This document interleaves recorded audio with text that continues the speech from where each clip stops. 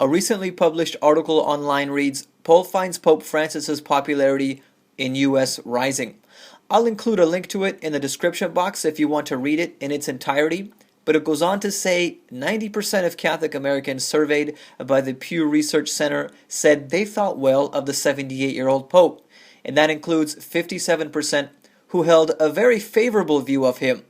Among Americans of all faiths, 70% held a favorable view of the Argentinian-born Pope, the highest level since his papacy began in March 2013.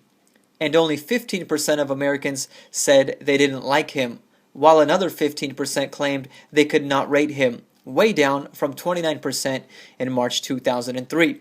This is very significant. Most people don't realize that what is really happening here is a fulfillment of Bible prophecy from Revelation chapter 13. And I saw one of his heads as it were wounded to death, and his deadly wound was healed, and all the world wondered after the beast.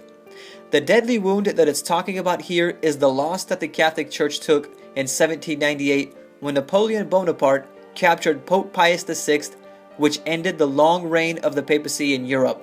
And then the Pope died in captivity in 1799. This looked like a deadly wound for the papacy, but the Bible predicted that the deadly wound would be healed. And not only that, it also predicted that all the world would wonder after the beast. The deadly wound that the papacy took in losing the Pope and his authority was healed in 1929. At that time, specifically on February the 12th, the San Francisco Chronicle printed a newspaper that read, Mussolini and Gaspari sign historic Roman pact. This was the result of the signing of the Lateran Treaty between Italy and the Vatican, which restored the full diplomatic and political power of the Pope. A spot in the San Francisco Chronicle even read, heel wound of many years. Since then, the papacy has gained great popularity among residents and leaders of the world, and the current Pope, Pope Francis, is possibly the most charismatic of them all, but he is also a Jesuit. Speaking about the Protestant Reformation, the book The Great Controversy states, throughout Christendom, Protestantism was menaced by formidable foes. The first triumphs of the Reformation past, Rome summoned new forces hoping to accomplish its destruction. At this time, the Order of the Jesuits was created, the most cruel, unscrupulous, and powerful of all the champions of popery. Cut off from earthly ties and human interests, dead to the claims of natural affection, reason and conscience wholly silenced, they knew no rule, no tie but to that of their order, and no duty but to extend its power. There was no crime too great for them to commit, no deception too base for them to practice, no disguise too difficult for them to assume.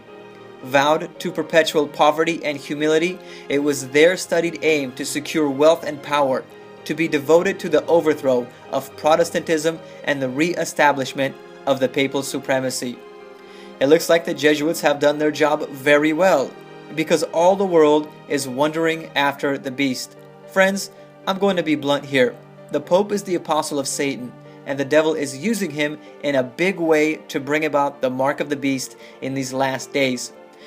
And from the looks of things, it won't be long before we face that challenge. That's why I implore you to give your life completely to Jesus, because the final events of Bible prophecy are upon us. And if you're not holding close to Jesus, you will be led astray. The Bible says that the world will wonder after the beast, which means the majority of its inhabitants will be deceived. It's the minority that follow Jesus all the way that will be saved. I know I left a lot of details out in this video, including how the papacy is the beast according to the Bible, and the reason being is because it could take me quite some time to organize all of that information into a video. But fortunately, I don't have to, because there is already a free online Bible study guide that includes all of that. It's entitled The Mark of the Beast, and I will include a link to it in the description box if you want more information on the Beast of Revelation 13. Thank you for watching. If you enjoyed this video, please like it and share it. That would help me out a lot. Subscribe if you're new. Check out some of my past videos on my channel page, and like me on Facebook as well. I share more content there. God bless.